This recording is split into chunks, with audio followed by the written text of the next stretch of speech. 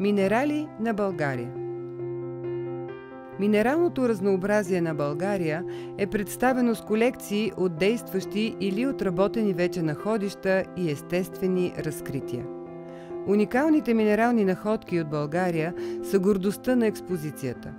Част от тях са един от най-големите в света кристали – молибденит от селимица Витоша, най-големият къс самородно злато, намерено и запазено в България, кристали смарагд, синоним на изумруд от Рила и централни Родопи, рубин от Ардинско, ювелирен малахит от находище Елаците, единствена находка за България.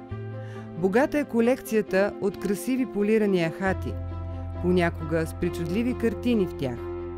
Специално място е отделено на находища, придобили световна известност сред любителите на минерали, като тези от Маданското рудно поле, галенит и рудник Кремиковци, хематит.